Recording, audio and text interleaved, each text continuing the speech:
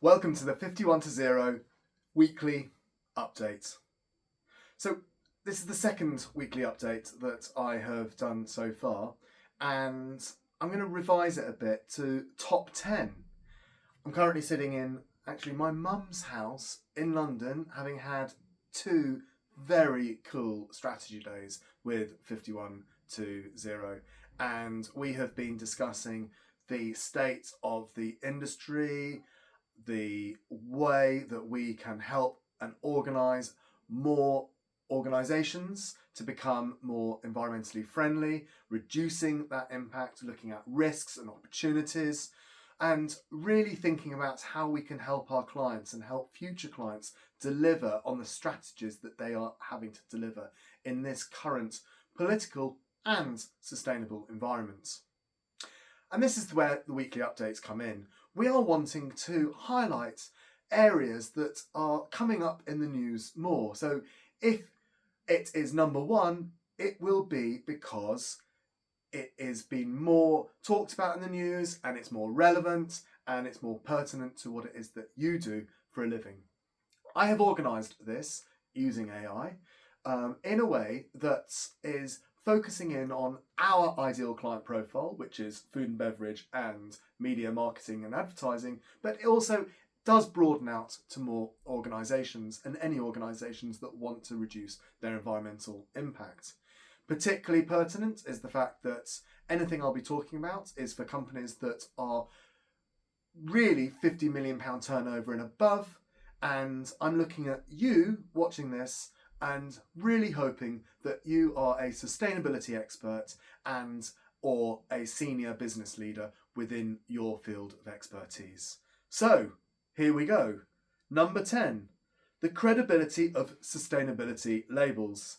There are question marks over tools such as Michelin green stars and self-reported green badges that put pressure on hospitality and consumer brands to back claims and robust data, third-party standards and transparent environmental metrics. So we are looking at what it is that we are striving for and questioning that. So that was food for thought. Coming in at number 9 is the Arctic and geopolitics and resource exposure. So Arctic warming and competition over oil, gas and minerals around regions like Greenland add long-term transition and physical risk considerations for companies dependent on these commodities or emerging shipping lanes.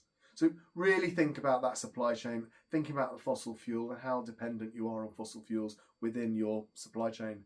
Coming in at number 8, extreme weather and supply chain continuity. So wildfires and climate disaster recoveries like those in Los Angeles expose weaknesses in insurance and local infrastructure, forcing large organisations to integrate adaptation and supply resilience into your environmental management. Number 7, methane leakage in upstream energy. We heard this from last week. So massive methane plumes from oil producers such as Venezuela highlight upstream emissions as a material climate and reputational risk for corporates that buy high carbon fuels or rely on exposed shipping routes. Number 6, capital flows reshape decarbonisation options. So investors focus moving from pure electric vehicle hype to grid storage and advanced nuclear changes where large corporates can most easily finance decarbonisation, influencing long-term energy sourcing and capex decisions.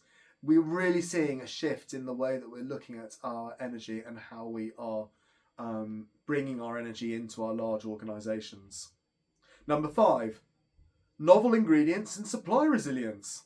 So beanless coffee and similar climate-driven innovations offer supply chain resilience and lower land use while testing consumer acceptance, giving first movers an environmental leadership story if they manage quality and comms well. So what are you doing in that kind of space? Is that an area that you should be looking at in order to help your supply chains become more resilient?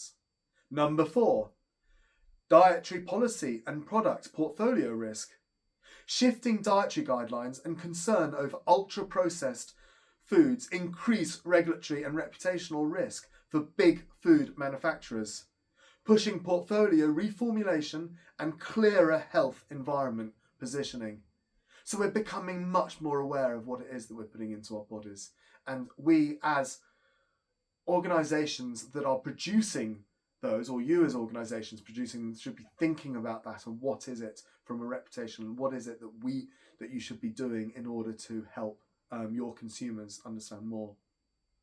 And number 3, location-specific meat emissions. Evidence that meat's climate impact varies sharply by city challenges global food and beverage brands to manage location-based supply chain footprints and avoid generic, potentially misleading climate claims in marketing. So we stand behind our robust methodology at 51 to Carbon Zero. We think about our carbon emissions and we have a very articulate and clever algorithmic way of making sure that you have the most up-to-date and most robust carbon factors for measuring your impact. That is really important, and we're seeing here that there are organisations out there that have a less and more fluid way of looking at their carbon factors. Coming in at number 2, AI data centres and Scope 3 hotspot. The rush to build AI data centres and nuclear-backed power deals through OpenAI, SoftBank and Meta turns digital infrastructure into a major scrutinised emission source in the supply chains of media, marketing and large service organisations. So we're seeing a real shift in the way that we're thinking about data centres and the energy that is produced from them and making sure that they are really working for us. And number 1 in today's 51 to Carbon Zero's weekly hotspot is food waste and margin as margin and brand risk. Food service and hospitality groups are using AI tracking and zero waste menu design to cut kitchen waste, protect margins and differentiate brands, exposing operators that lack basic food waste data or targets.